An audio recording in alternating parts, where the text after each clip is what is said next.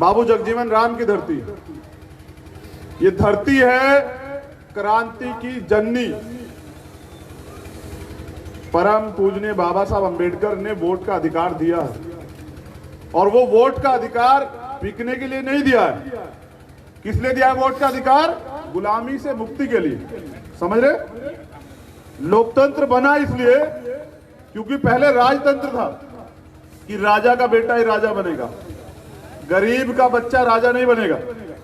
राजा वही बनेगा जिसके सर पे राजा हाथ रखेगा।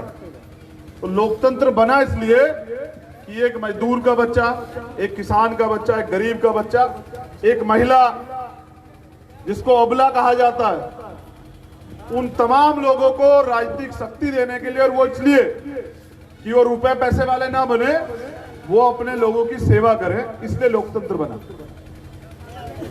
मैं मान्यवर काशीराम साहब को अपना आदर्श मानता हूं, और आज उन्हीं की आशीर्वाद से, उन्हीं के मूवमेंट को चलाते हुए आप लोगों के बीच में आने का मौका मिला। यहां मंच पर हमारे दोनों प्रत्याशी हैं पीडीए के, हमारे बिहार के जननायक भाई पप्पू जी हैं, भीम आर्मी के सम्मानित जिलाध्यक्ष और नौजवान आजाद समाज पार्टी के कार्यकर्ता यहां मौजूद हैं। मैं आपसे एक चीज पूछना चाहता हूं, और नौजवान यहां खड़े हैं, क्या अपने महापुरुषों के सपने को कुचलने की जिम्मेदारी आपने ली है क्या? भाई बाबू जगदेव प्रसाद कुशवाहा जी ने पूरी जिंदगी संघर्ष किया, क्या आज उनके सपनों का बिहार है क्या? क्या जननायक कर्पूरी ठाकुर के सपने का बिहार है क्या? किसके सपने का बिहार है? पूंजीपतियों के सपने का? भ्रष्टाचार में बिहार नंबर 1, बलात्कार में बिहार नंबर 1, करप्शन में बिहार नंबर 1, माफियागिरी में बिहार नंबर 1। आप ये मुझे बताइए, इससे लोकतंत्र से आपको क्या मिला? इस लोकतंत्र से मुझे लग रहा है कि आपकी गुलामी कटी नहीं है, आप पे गुलामी आ गई है। क्योंकि नौजवान, जैसे मैंने कहा ना कि संघर्षों के साए में घनघोर जवानी पलती है, और इतिहास उधर झुक जाता है जिस ओर जवानी चलती है। समझ रहे हैं? एक मिनट, अरे तू नौजवान है, बाबा साहब ने पैर छूना सिखाया, थोड़ा सिखा ले। बाबा साहब ने तो समानता की बात की। बैठ बैठ। तो जिधर इतिहास किधर झुकता है? जिधर जवानी चलती है। परिवर्तन समझते हैं ना, वो प्रकृति का नियम। लेकिन तुमसे झूठे वादे करते हैं लोग, बड़ी बड़ी बातें करते हैं लोग, सपने दिखाते हैं, 15-15 साल राज करते हैं, लेकिन देते कुछ नहीं है। मेरे लोगों के तन पे कपड़े नहीं है। मैं गया था बाढ़ वाले क्षेत्र में, उनके सर पे छत नहीं है, उनके पेट में रोटी नहीं है, उनके लिए अधिकार नहीं है, उनको न्याय नहीं मिलेगा। जो बक्सर में हुआ, जो मोतिहारी में हुआ, उसका जिम्मेदार कौन है? कानून का राज कौन स्थापित करेगा? मुख्यमंत्री या कोई आम आदमी? मैं प्रशासन के लोग यहाँ हैं, अभी वो तेजी से आ रहे थे तो कार्यकर्ताओं के साथ धक्का मुक्की कर रहे थे। ऐसा नहीं करते भाई, ये कल के शासक है, यही नेता है। आप देखना, कल ये नेता बनेंगे और आपको इन्हीं की सुरक्षा करनी पड़ेगी। आप देखते जाइए। ये भी कल आपका, हमारा छोटा भाई कल विधायक बनकर सदन में जाएगा, अगर हिम्मत से ये लोग लग गए।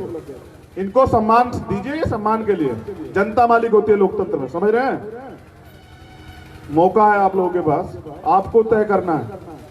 पैसे वाले बहुत लोग हैं, लेकिन नीयत का खेल है। वादे बहुत लोग करते हैं, पूरे करने की बात है। मेरी तो शुरुआत है, मैंने वोट नहीं मांगा अब तक, लेकिन आप जिम्मेदार हैं, तमाम लोग जो मुझे जानते हैं।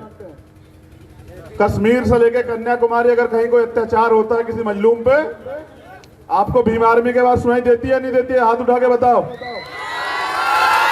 क्या भीम आर्मी के लोग जवाब देते हैं नहीं देते हैं? मगर मैं देखता हूं कि जब हमारे कार्यकर्ताओं पे लाठी चलती है, मुकदमे लिखे जाते हैं, उनको जेल भेजा जाता है, तो कोई नेता साथ नहीं खड़ा होता।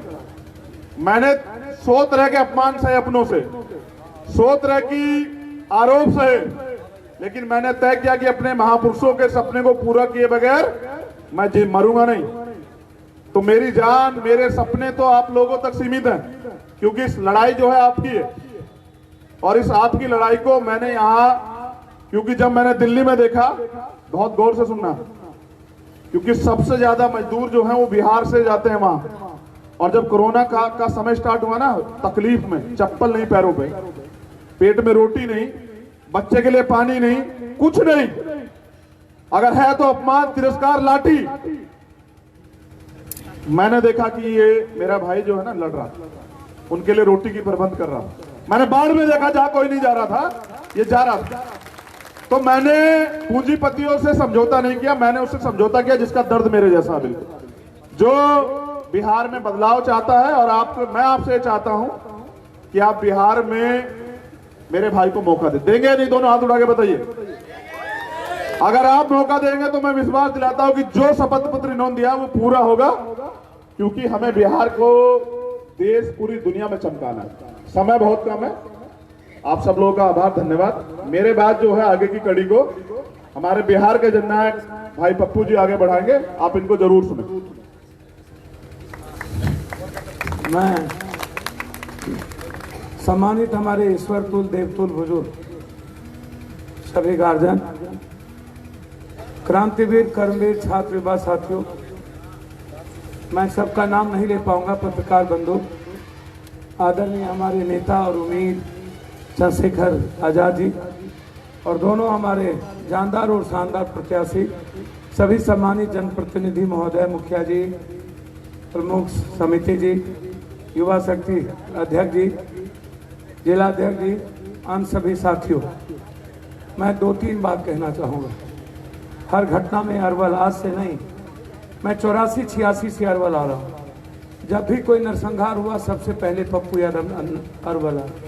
कोई गांव के नाम आप उठा लीजिए, कोई आपको जो लगे। 90 में पहली बार एमएलए बने।